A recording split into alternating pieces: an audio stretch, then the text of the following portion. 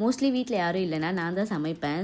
சமைக்கிறத விட ஏதாச்சும் ஸ்நாக்ஸ் செஞ்சு சாப்பிட்றது எனக்கு ரொம்ப பிடிக்கும். நான் செஞ்சு சாப்பிட்றது இல்லாமல் என் தங்கச்சிக்கு வேறு சமைச்சு கொடுப்பேனா, அவர் அது சூப்பராக இருக்குன்னு சொல்லிட்டா போதும், அப்படியே பறப்பேன், இன்னும் என்னை மோட்டிவேட் பண்ணி விட்டுரும். அந்த மாதிரி தான் அன்றைக்கி ஏதாச்சும் செய்யலாமேன்ட்டு பிரெட் இருந்தது பார்த்தேன். ஃபஸ்ட்டு சாண்ட்விச் செய்யலான்னு எடுத்தேன், அதுக்கப்புறம் பிடிக்கலன்னு விட்டுட்டு சில்லி பிரெட் செய்யலாமேன்னு பார்த்தேன். அது கொஞ்சம் ப்ராசஸ் அதிகமாக, அதனால் அதை அப்படியே விட்டுட்டு இந்த சீஸ் கார்லிக் பிரெட் தான் ட்ரை பண்ணியிருந்தேன். இது நான் வெளியே சாப்பிட்ருக்கேன், வீட்டில் ஒரு வாட்டி கூட ட்ரை பண்ணதில்லை.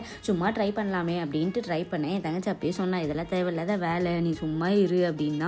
நான்லாம் பாரு நான் சூப்பராக செஞ்சு தரேன்ட்டு களத்தில் இறங்கிட்டேன். இதில் இருக்கிறதுலே கஷ்டமான டாஸ்க் என்னென்னா கார்லிக்கே பீல் பண்ணுறது தான். பட் எங்கள் வீட்டில் அது எப்பயுமே பீல் பண்ணியே இருக்குமா, அதனால் ஈஸியாக இருந்தது. நான் பாட்டுக்கு என் இஷ்டத்துக்கு எடுத்து போட்டு சமைக்க ஆரம்பிச்சிட்டேன். இது ஸ்டார்ட் பண்ணுறதுக்கு முன்னாடியே நான் ஒரு 2-3 வீடியோஸ்லாம் பார்த்து தான் ஸ்டார்ட் பண்ணேன். நிறைய வீடியோஸ் பார்த்தாலும் இதுலேருந்து கொஞ்சம் அதுலேருந்து கொஞ்சம் நான் ஒரு ரெசிபி உருவாக்கிக்கிட்டேன். ஏன்னா எனக்கு அந்த கார்லிக்லாம் சரியாகவே ஸ்மாஷ் ஆகலை, அப்படியே தான் இருந்துச்சு. நான் என்ன பண்ணேன், சரி மிக்சியில் போட்டு அரைச்சிக்கலாம், எல்லாம் ஒன்று தான் அப்படின்ட்டு என்னென்னவோ பண்ணிட்டு இருந்தேன். அதுக்கப்புறம் நல்லா வருமோ வராதுன்னு எனக்கே ஒரு டவுட் ஆகிடுச்சு.